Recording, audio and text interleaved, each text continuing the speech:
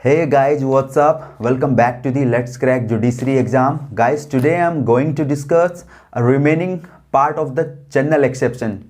Last video में हमने general exception के 79 सेक्शन तक कवर किया था. सेक्शन 80 और उसके आगे के सेक्शन को कवर करेंगे. सेक्शन 80 क्या कहता है?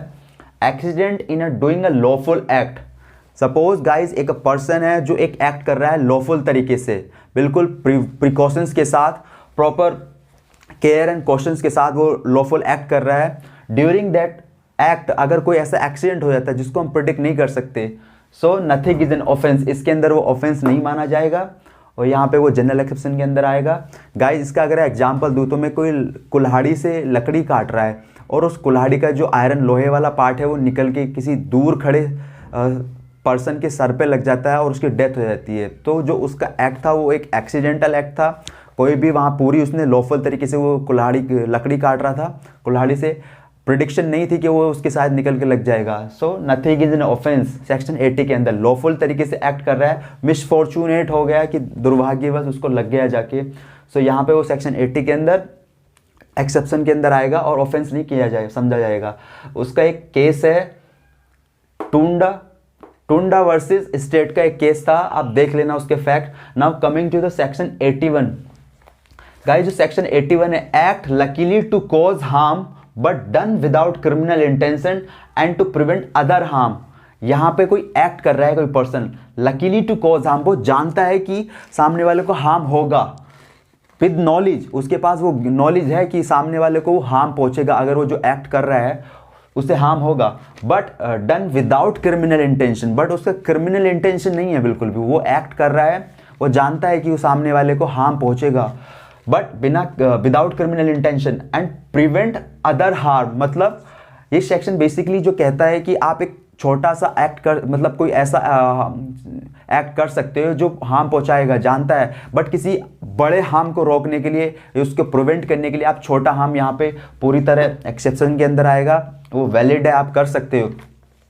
इसका एक केस था गाइस, माउस का केस था, और आर बनाम डेडले एंड स्टीफन जो डॉक्ट्रिन ऑफ सेल्फ प्रिजर्वेशन की बात करता है इस केस के अंदर, और विशंबर वर्सेस रूमल का केस हुआ है और धनिया दाजी का केस हुआ है. इसके अंदर काफ़ी सारे केसेस हैं, देख लेना आप. जो 81 सेक्शन है, मतलब कोई ऐसा आप एग्जाम्पल समझो कि कहीं पे किसी जगह एक बिल्डिंग में बहुत आग लगी हुई है और काफ़ी लोग मर जाएंगे, लेकिन उस बिल्डिंग को जाने के लिए एक वे है, एक रास्ता है, और दो लोगों ने रोक रखा है. 100 लोग उसके अंदर हैं. अगर उनको नहीं बचाया गया तो उन दो लोगों को नुकसान, वो लोग जो है, दो लोग जो है वो रास्ते को रोक के खड़े हैं, अगर वो उसका विरोध कर रही है, हम नहीं जाने देंगे अपने घर से. सो अगर गाइज उन 100 लोगों को बचाने के लिए उन दो लोगों को कुछ भी करना पड़े तो वो यहाँ पे पूरी तरह वैलिड आप कर सकते हैं इस 81 सेक्शन के अंदर. सो आप देख लेना, इसके केसेस हैं. आर बनाम डेडले का केस बहुत इंपॉर्टेंट केस है. आई होप 81 आपको क्लियर हुआ होगा. मतलब छोटा सा हार्म पहुंचा के आप बड़े हार्म को प्रिवेंट कर सकते हैं. की लाइन है ये इसकी. Now coming to the 82 section, act of a child under 7 year of age. Guys basically एक मैक्सिम है डोली इनकैपेक्स, मतलब इनकैपेबल है. 7 ईयर का कोई बच्चा अगर कोई एक्ट कर रहा है तो नथिंग इज एन ऑफेंस, वो ऑफेंस नहीं माना जाएगा. उसको बोलते हैं डोली इनकैपेक्स, इनकैपेबल है वो, ठीक है, 82 सेक्शन के अंदर. और अगर उसकी एज एग्जैक्ट 7 ईयर है सो वो उसको बेनिफिट ऑफ डाउट मिल जाएगा. अंडर 7 ईयर है तो वो डोली इनकैपेक्स हो गया. एग्जैक्ट 7 ईयर है तो फिर वो बेनिफिट ऑफ डाउट मिल जाएगा उसको. और now coming to the section 83, act of child above 7 year but under 12 year of immature understanding. कोई बच्चा है 7 ईयर का, 7 ईयर से ज़्यादा का और 12 साल से कम का, but he is not understanding his own act. वो नहीं समझ पा रहा है वो क्या कर रहा है, तो यहाँ पे वो एक्सेप्शन के अंदर आएगा. और उसका एक मैगजिम भी है इससे रिलेटेड, क्यू मेलिया सप्लेट एक्टेटम. सो गाइज मतलब 7 साल से बड़ा है, 12 साल से कम का कोई बच्चा है, अगर वो कोई एक्ट कर रहा है, he doesn't understand his own act, वो क्या कर रहे हैं, नेचर ऑफ द एक्ट भी वो नहीं समझ पा रहा है, तो एक्सेप्शन के अंदर आएगा 83 सेक्शन के अंदर. मैंने एक मैगजीन बता दी है, उसका एक केस था उल्ला महापात्रा और मारिया मुथु का केस था इसके अंदर 83 सेक्शन के अंदर. Guys coming to the 84 section, बहुत इंपॉर्टेंट सेक्शन है ये भी. Act of a unsound mind person, कोई एक्ट किया जा रहा है अनसाउंड माइंड पर्सन, कोई पागल है उसके द्वारा अगर वो एक्ट किया जा रहा है तो nothing is an offence. Unsound mind में कोई मतलब बॉर्न मतलब बचपन से ही कोई इडियट है जिसको बोलते हैं जड़ बुद्धि, या फिर कोई मेंटली कोई बीमारी है, 3-4 कैटेगरी हैं इसकी 80 अनसाउंड माइंड पर्सन की, आप देख लेना। सो वो 84 के अंदर अगर कोई अनसाउंड माइंड पर्सन एक्ट कर रहा है तो नथिंग इज एन ऑफेंस, वो ऑफेंस नहीं माना जाएगा, उसको पूरी तरह से यहाँ पे वो एक्सेप्शन के अंदर आएगा। उसके केस थे, एक बहुत इंपॉर्टेंट केस है अनसाउंड माइंड सेक्शन 84 का, मैग्नोटन का केस, बहुत इंपॉर्टेंट। ये एग्जाम में प्रीलिमिनरी एग्जाम में पूछ भी लेता है कि मैग्नोटन केस कौन सी सेक्शन से रिलेटेड है। सेक्शन 84 जो इंसैनिटी के ऊपर बेस्ड है। गाइज एक और केस हुआ था आर बनाम अर्नोल्ड का केस था, जिसके अंदर वाइल्ड बीस्ट टेस्ट की बात हुई थी इंसैनिटी को लेके, वाइल्ड बीस्ट टेस्ट हुआ था और एक इंसान डिल्यूजन टेस्ट की और बात की गई थी सेक्शन 84 के अंदर ही। आई होप आपको 84 भी क्लियर हुआ होगा। Now coming to the 85 section. Guys जब 84 पढ़ोगे तो आप लीगल इंसैनिटी और मेडिकल इंसैनिटी में डिफरेंस भी पढ़ लेना। Now coming to the 85 section जो बात करता है इंटॉक्सिकेशन की। जो 85 सेक्शन है guys, act of a person incapable of judgement by reason of intoxication caused against his will.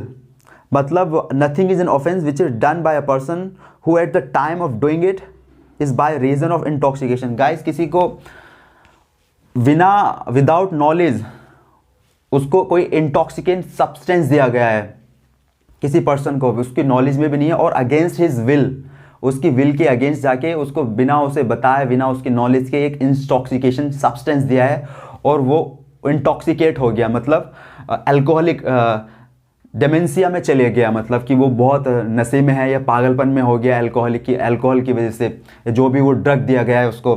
अगर वो उस कंडीशन में कोई एक्ट कर रहा है तो nothing is an offence section 85 के अंदर।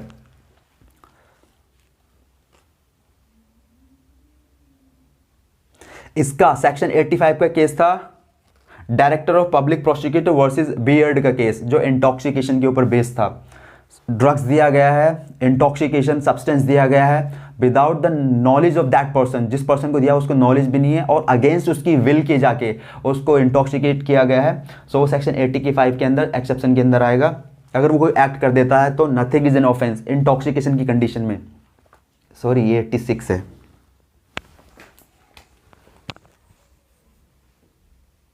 यहाँ पे गाइज उसको वॉलंटरीली उसने 86 सेक्शन के अंदर उसने वॉलंटरीली कोई ड्रग लिया है और उस ड्रग के कारण वो क्या हो गया, इंटॉक्सिकेशन की कंडीशन में चले गया, मतलब इंटॉक्सिकेट हो गया, मतलब नशे में हो गया।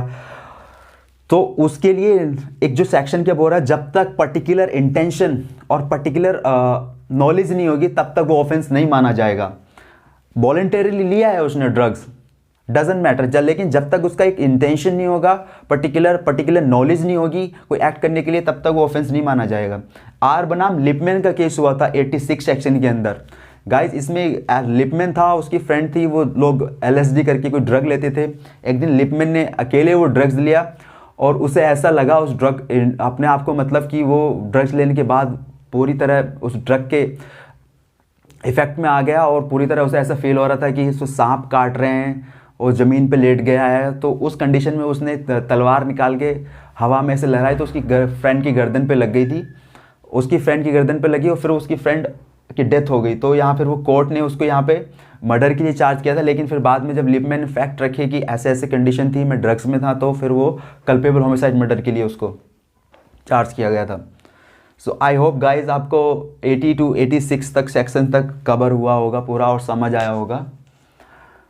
So thank you. अगर गाइज आपको वीडियो इन्फॉर्मेटिव लगती है तो आप चैनल को सब्सक्राइब कर लेना और बेल आइकन प्रेस कर देना। और कोई भी आपकी क्वेरी है उत्तराखंड और यूपी जुडिशरी एग्ज़ाम, सो आप कमेंट में पूछ सकते हैं।